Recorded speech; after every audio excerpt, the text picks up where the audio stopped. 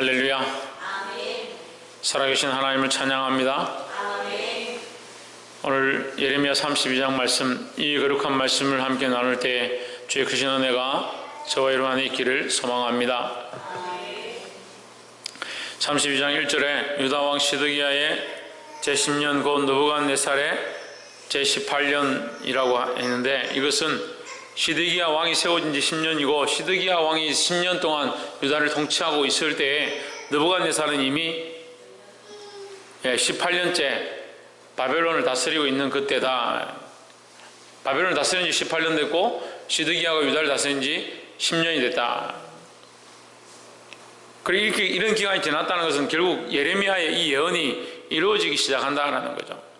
2절에 때에 바벨론 군대는 예루살렘을 에워싸고 선지자 예레미야는 유다 왕의 궁중에 있는 시위대들에 갇혔다. 왜 갇혔느냐? 이 시드기야가 듣고 싶지 않은 예언을 한 겁니다. 끌려가게 될 것이고 포로가 될 것이고 잡혀가게 될 것이다 라는 이 예언을 하니까 그거 듣기 싫어서 어떻게 하냐? 예레미야를 시위대들에 가둬버렸다. 가뒀는데 6절에 예레미야가 이르되 여호와의 말씀이 내게 임하였느니라 이르시기를 보라 내 숙부 살룸의 아들 하나멜이 내게 와서 말하기를 너는 아나돗에 있는 내 밭을 사라 이 기업을 물을 권리가 내게 있느니라 하리라 하시더니 했습니다. 자, 지금 예레미야가 뭘 예언하고 있냐면요, 이스라엘이 망할 것이고 예루살렘이 포위될 것이고 거기 있는 사람들은 대부분 잡혀갈 것이고 남아있는 사람들은 그 땅과 함께 항폐하고 망할 것이다. 그 얘기를 하고 있는 거죠. 끌려갈 거고 망할 건데 그것을 예언했는데, 시드기야에게 그 좋지 않은 그것을 예언했는데, 예언은 그걸 했는데 하나님께서 지금 예레미야에게 뭐라고 하냐면 넌 땅을 사라. 망하고 항폐되어서 쓸 수 없는 땅을 사라고 했다. 이걸 하나님 예레미야에게 알게 했다는, 이것을 줬다는 게 예레미야가 이해가 안 되죠. 아니 하나님 지금 다 끌려간다고 해놓고 왜 저보고 땅을 사라 합니까? 예레미야가 만약에 땅을 산다면 그것도 우스운 일이라는 거예요. 예레미야가 시드기야에게 너는 잡혀갈 것이고 포로가 될 것이고 당신의 나라는 다 망할 거다, 그 얘기를 예언하고 있는데 그 예레미야 보고 땅을 사라는, 이거 황당하죠. 근데 이 말씀을 듣고 났는데 바로 어떻게 됐느냐? 8절에 여호와의 말씀같이 나의 숙부의 아들 하나멜이, 실제로 그 하나멜이라는 사람이 찾아왔다는 거예요. 시위대들 안에 나에게 와서 이르되, 지금 갇혀있는 예레미야에게 찾아왔다는 거예요. 그거 웃기잖아요. 감옥에 갇혀있는 사람한테 와가지고 뭐하냐? 땅을 팔려고 해. 땅 좀 사라고. 너는 베냐민 땅 아나돗에 있는 나의 밭을 사라. 기업의 상속권이 내게 있고 물을 권리가 내게 있으니 너를 위하여 사라 하느니라. 내가 이것이 여호와의 말씀인 줄 알았으므로 했습니다. 이미 예레미야에게 하나님께서 예언해 주셨기 때문에 예레미야가 알고 있었다라는 거죠. 뭘 말씀하셨냐? 땅을 사라는 거예요. 12절에 나의 숙부의 아들 하나멜과 매매 정세에 인친 정인 앞과 시위대들 안에 앉아있는 유다 모든 사람 앞에서 그 매매 정서를 마세야의 손자 네리의 아들 바룩에게 붙임해 했습니다. 그 사람들이 정인하고 보고 있는 앞에서 뭐 했느냐? 땅을 매매했다는 거예요.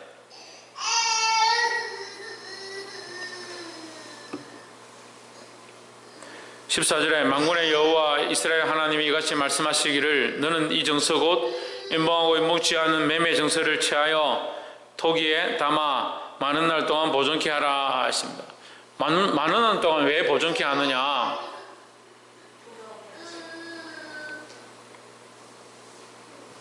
(15절에) 만군의 여호와 이스라엘 하나님 내가 이같이 말하노라. 사람이 이 땅에서 집과 밭과 포도원을 다시 사게 되리라. 다시 사게 된다. 다시 산다는 말은 무슨 말입니까?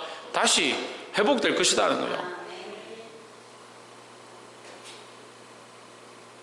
하나님께서 우리에게 쓸데없어 보이는, 사람이 보기에 쓸데없어 보이는 것들을 사라고 하는 거죠. 근데 사라고 하는 이것이 쓸데없는 게 아니다는 거예요. 우리는 하나님 나라를 믿음으로 사야 되는 겁니다. 이 땅의 것들을 팔아서, 이 땅의 진주를 팔아서 정말 값진 진주를 사고 이 땅의 재산을 팔아서 보화가 있는 밭을 사는 것처럼 우리가 이 땅의 것들을 팔아서 하나님 나라를 사야 된다. 우리가 하나님 나라를 살고 우리 삶을 투자하고 헌신하는 것들이 세상 사람들 보기에는 우스운 일이다. 우스운 일. 왜 보이지도 않는 하나님 나라, 왜 당장 이루어지지도 않을 것 같은 그 하나님 나라를 사기 위해서 이 땅에 이 소중한 것들을 포기하느냐, 그런 말들을 하는 거예요. 하지만 우리는 이것을 해야 된다는 거예요. 세상 사람들이 쓸데없어 보인다 하고 왜 그런 삶을 사느냐 하는 그 삶을 우리가 믿음으로 살아야 된다는 겁니다. 여러분, 믿음의 눈을 들어보면 하나님 하실 것들이 보이는 겁니다.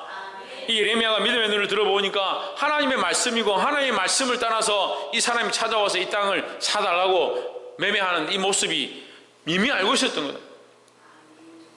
근데 우리가 믿음으로 결단하면 수많은 고난이 있고 우리에게 유혹이 있고 우리 앞에 어려운 문제들이 닥칠 줄 이미 알고 있습니다. 이미 알고 있는데 막상 어려움이 닥치면 어떻게 하느냐? 믿음으로 결단 안 하는 거예요. 그러니까 삶과 믿음이 반대인 거예요. 아무 관계가 없는 거예요. 입술로는 믿음 하고 하나님 믿는다 하고 기도한다라고 하는데 삶과 믿음이 아무 관계가 없어.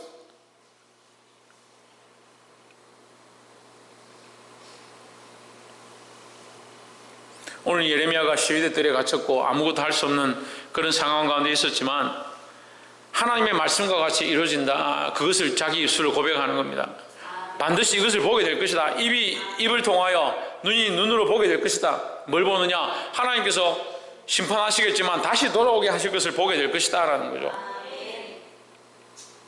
우리가 이것을 취해야 합니다. 세상이 쓸데없다라고 하는 것, 세상이 볼 수 없는 것, 왜 헛된 것에 투자하느냐 하는 그것 가운데 우리는 믿음의 눈을 들어서 볼 수 있어야 된다는 거예요. 뭘 봅니까? 하나님께서 하실 일을 봅니다. 뭘 봅니까? 하나님 나라를 봅니다.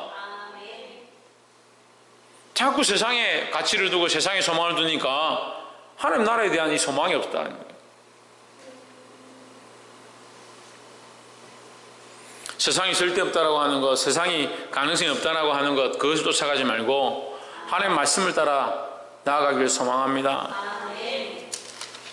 두 번째는 26절 말씀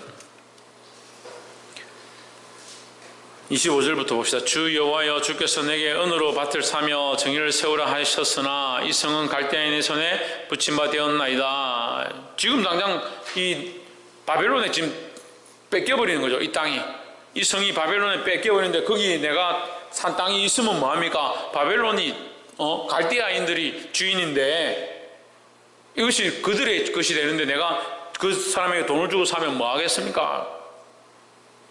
매매 정서는 썼지만 이 매매 정서가 아무 효력이 없는 거예요. 왜? 나라 자체가 통째로 넘어가고 그 나라 안에 그 나라를 다스리는 큰 나라가 와가지고 그 땅을 차지해버리니까 지금 우리끼리 매매한 이 매매 정서 자체가 필요 없는 거예요. 우리가 하나님을 믿고 하나님 나라를 바라보는 건 때로는 이럴 수 있다는 거예요.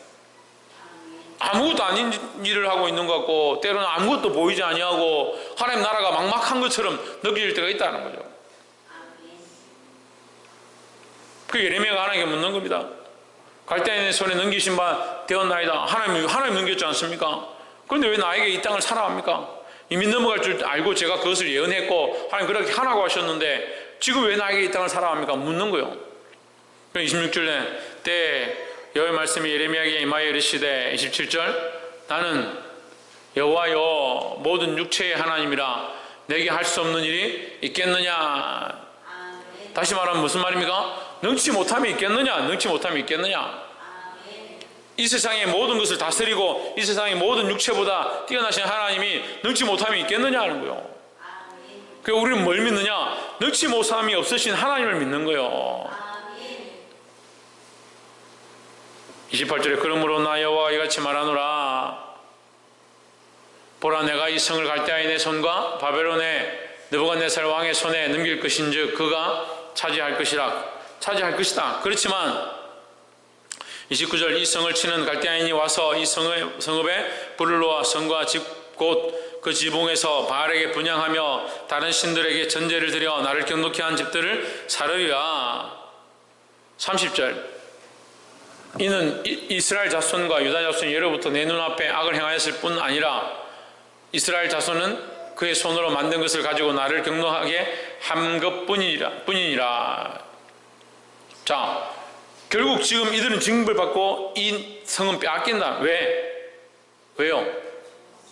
그들의 죄악 때문에, 그들이 우상을 숭배하고 하나님 떠났기 때문이라는 거예요. 그 대가는 반드시 지불하게 되어 있다. 이것을 돌이킬 수는 없다. 주님이 오시는데, 예수님이 오시는데, 심판하러 오시는데, 다시 오시는데 심판을 멈추게 할 수는 없습니다. 하지만 그 심판 뒤에 우리는 뭐가 있습니까? 영원한 구원의 소망이 있다는 거예요.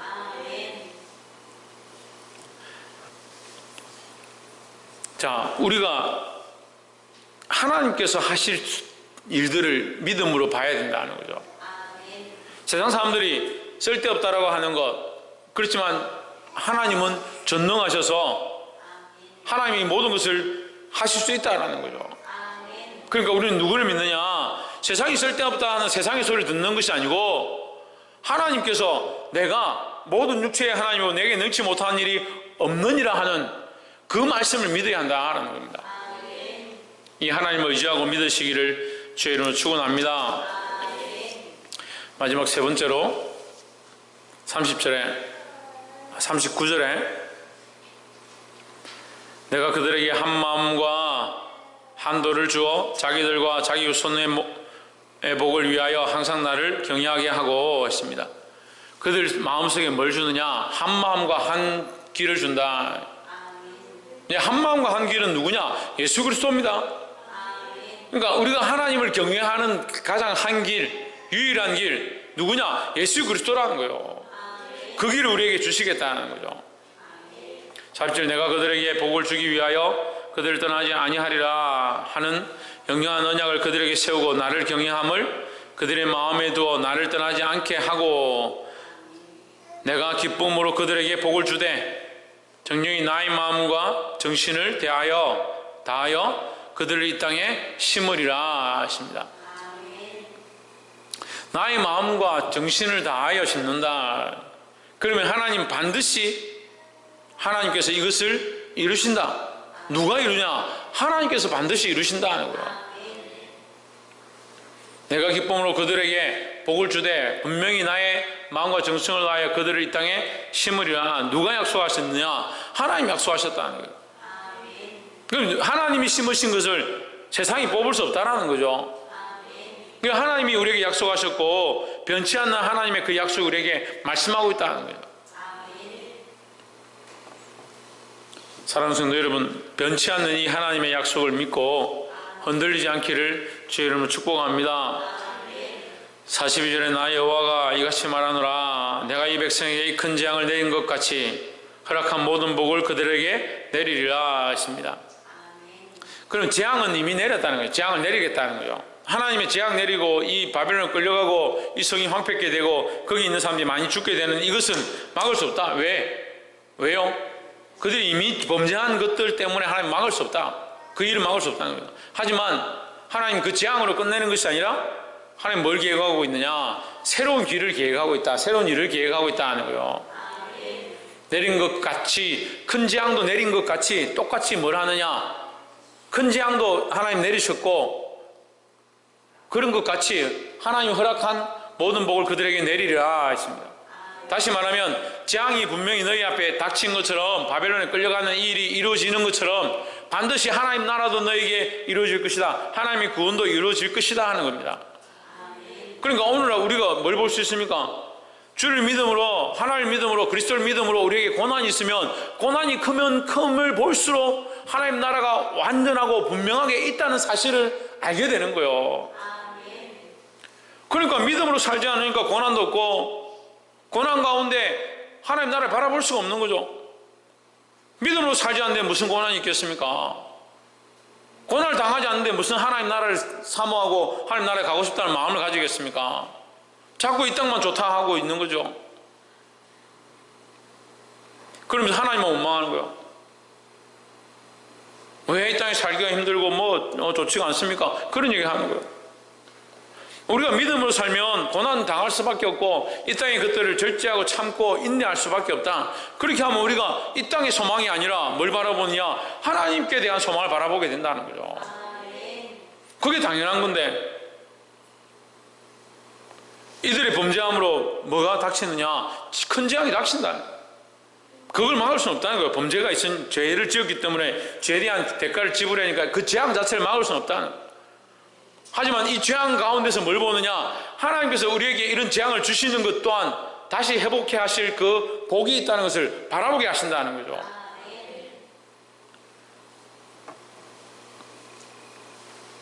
그래서 하나님께서는 반드시 우리를 다시 이 땅에 심으시고 돌아오게 하시고 회복해 하실 하나님, 그 하나님이시다라는 겁니다. 말씀을 맺겠습니다. 우리가 세 가지 말씀을 나눴습니다.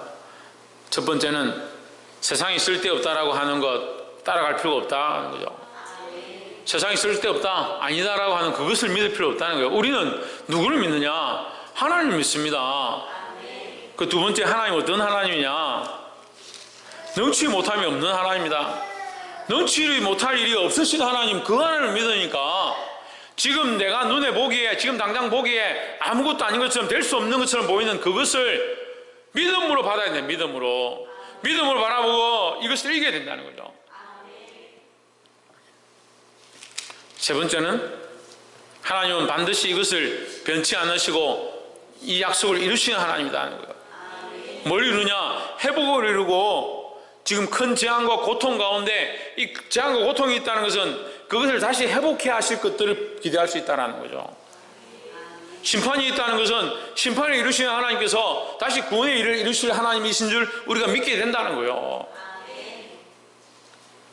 이 믿음을 똑바로 세우고 예수 그리스도를 붙잡고 승리하는 저와 여러분 되시기를 주의 이름으로 축원합니다. 기도하겠습니다.